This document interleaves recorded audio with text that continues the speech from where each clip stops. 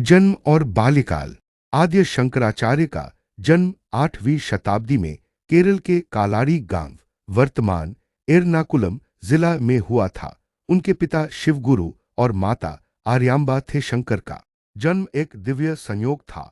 उनके माता पिता ने संतान प्राप्ति के लिए शिवजी से प्रार्थना की। कहा जाता है कि शिवजी ने उन्हें दो विकल्प दिए, एक दीर्घायु और सामान्य बुद्धि वाला पुत्र या एक अल्पायु लेकिन अत्यंत बुद्धिमान पुत्र। दंपति ने दूसरा विकल्प चुना। उसी के फलस्वरूप शंकर का जन्म हुआ।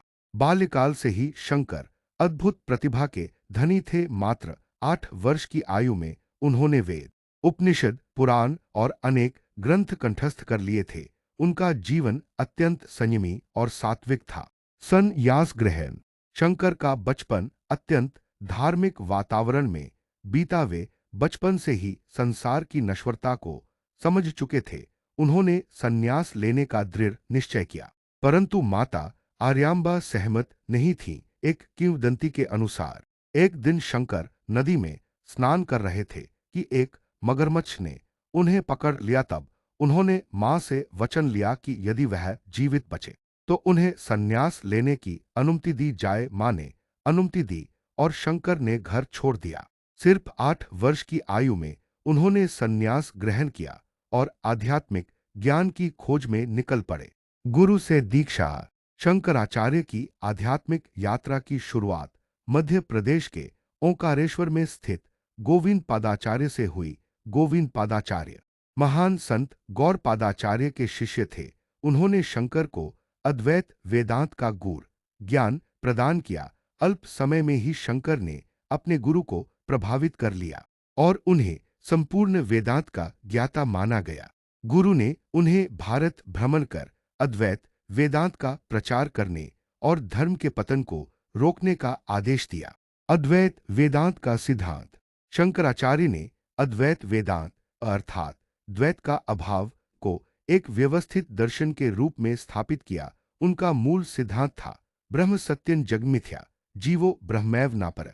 इसका अर्थ है ब्रह्म परम सत्ता ही सत्य है, यह संसार जग माया है, मिथ्या है। आत्मा और ब्रह्म में कोई भेद नहीं है। शंकर का मानना था कि अज्ञान अविद्या के कारण जीव स्वयं को ब्रह्म से भिन्न समझता है। जब ज्ञान की प्राप्ति होती है तब जीव समझता है कि वह स्वयं ब्रह्म है। यह आत्मा की ब्रह्म में पूर्ण एकता का सिद्धांत है। भारत भ्रमण और धार्मिक पुनरुद्धार। शंकराचार्य ने मात्र 32 वर्षों के जीवन में संपूर्ण भारत का 4 बार भ्रमण किया। उन्होंने नास्तिक दर्शनों, बौद्ध मत, सांख्य, मीमांसा आदि अनेक विचारधाराओं से शास्त्रार्थ किया और उन्हें पराजित कर अद्वैत वेदांत की प्रतिष्ठा की। उन्होंने 4 प्रमुख मठों की स्थापना की।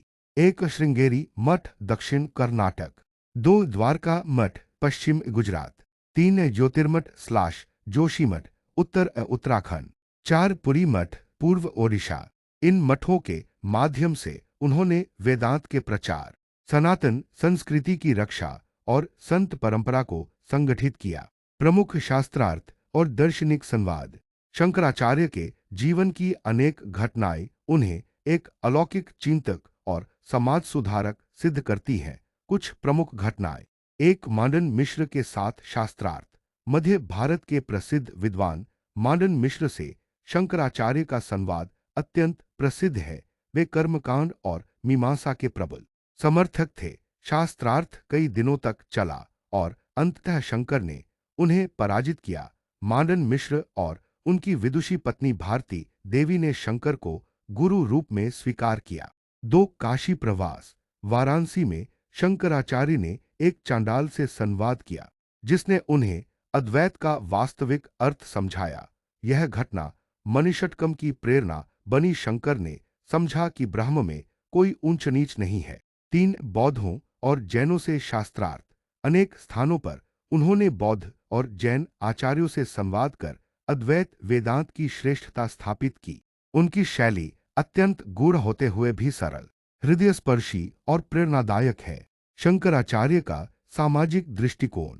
शंकराचार्य केवल एक दार्शनिक नहीं थे बल्कि सामाजिक समरसता के भी समर्थक थे।